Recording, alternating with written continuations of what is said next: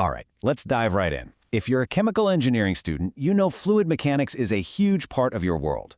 And one of the very first big decisions you have to make, a decision that can honestly make or break your calculations, is whether to treat a flow as incompressible or compressible. Get this wrong on an exam and you're losing marks, get it wrong in a design project and, well, the whole thing could fail. So what's the secret? What's the engineer's shortcut to getting it right every time? Okay, so you probably had this drilled into you in your first year physics class, right? Liquids are incompressible, gases are compressible. Simple, easy to memorize. But let me ask you a real engineering question, one that goes beyond the textbook. Is air always treated as compressible? And see, that's where things get really interesting. Because out in the field, that textbook answer is just the beginning. The real professional answer is, it depends. And figuring out what it depends on, that's one of those key insights that really starts to separate a student from a practicing engineer. So to get our hands on this powerful shortcut, we need to do a quick refresh on the core physics. This whole debate, this choice between incompressible and compressible, it all boils down to one single fundamental property: density. First up, incompressible flow. This is the simplified world that we as engineers absolutely love. Think about it like this. Try to crush a sealed bottle of water. You just can't, right? The water molecules are already packed in so tight that pushing on them doesn't really change the volume. And if the volume doesn't change, the density stays constant.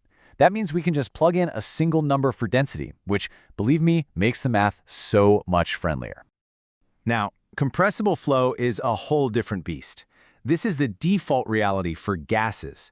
In this world, density is not a constant. No way. It's a variable, and it changes with both pressure and temperature. You squeeze a gas, its volume shrinks, and its density shoots way up. This means density is no longer just a number you look up, it's another unknown you have to solve for, which ramps up the complexity big time.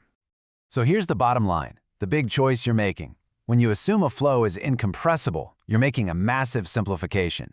You're saying density is constant, and that just cleans up the big conservation equations, mass, momentum, and energy, so nicely. But when you say a flow is compressible, you're committing to tackling all that complexity head-on, with density as a constantly moving target. I really like this slide because it gives you a great mental picture. It all comes down to a property called the bulk modulus. You can basically think of it as a fluid's stiffness. Liquids, they have a massive bulk modulus. They're incredibly stiff, and they fight you every step of the way if you try to compress them. Gases, on the other hand, have a tiny one. They're soft. They give way easily. It's a perfect analogy for the physical difference. Okay, so we've got the basics down. Liquids are stiff, gases are soft. But remember how I said it wasn't quite that simple? Well, let's get to the real heart of this, the part you've been waiting for, the powerful, practical shortcut that engineers use every single day to make the right call. And this right here, this is the absolute game changer. You have to get this into your head. The question we should be asking isn't, is this fluid compressible? The real engineering question is, are the flow conditions going to cause significant compression effects? This changes everything, because it means that even a classic compressible fluid, like air, can be treated as incompressible if the conditions are right. So how do we know? How can we tell if the conditions are right? We use this amazing tool, the Mach number. It's just a simple ratio, the speed of your fluid divided by the speed of sound in that same fluid. That's it.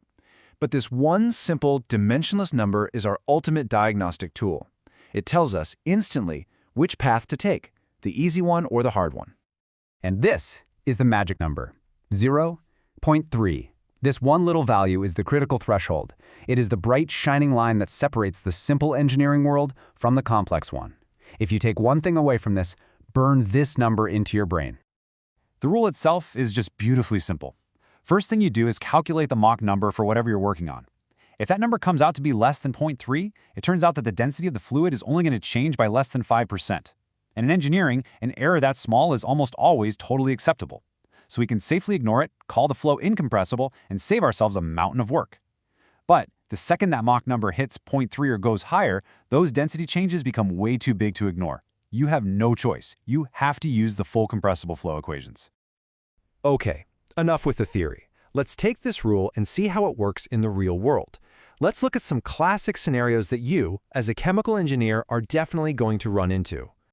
Now, this table is great for laying out all the consequences of that Mach 0.3 decision, but I want you to look at one row in particular, thermodynamics. You see, for incompressible flow, fluid mechanics and thermo are pretty much separate problems. But for compressible flow, they get coupled together. You can't solve one without the other. You're suddenly solving the energy equation right alongside momentum, probably using an equation of state. And for anyone who's taken a thermo class, you know that's a massive jump in difficulty.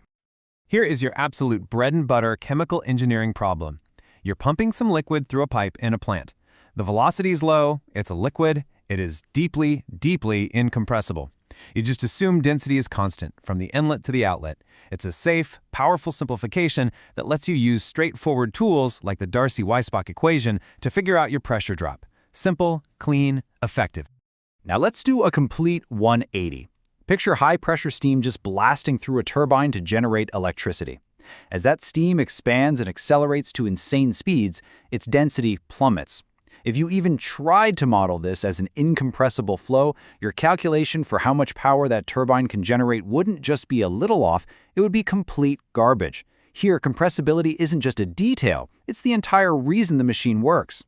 And this slide brings it all home. Right back to that first question about air. On the left, you've got air moving through the HVAC duct in a building. It's moving slow. The Mach number's tiny, like 0.03. We absolutely, 100% of the time, treat that as incompressible to figure out what fan to use. Now, look at the right.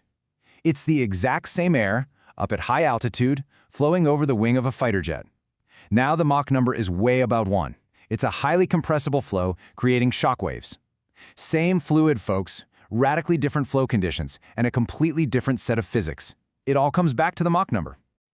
Okay, we've covered a lot of ground, from basic physics to the engineer's magic number and into the real world. So let's boil it all down into a clear, practical rulebook that you can actually use, whether it's for a problem set or a future design project.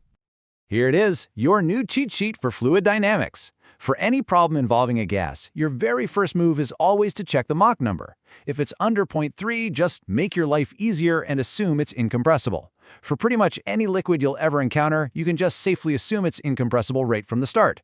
And finally, never forget, the moment you say a flow is compressible, you're also saying, okay, this is a thermodynamics problem now too.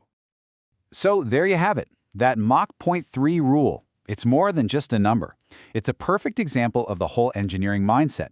It's about understanding the deep, complex physics so well that you know exactly when you can safely simplify it. It's about turning something that's impossibly complex into something that's practically solvable. So I'll leave you with this to think about. Where else in engineering do we use an elegant little rule of thumb just like this one to tame incredibly complex physics?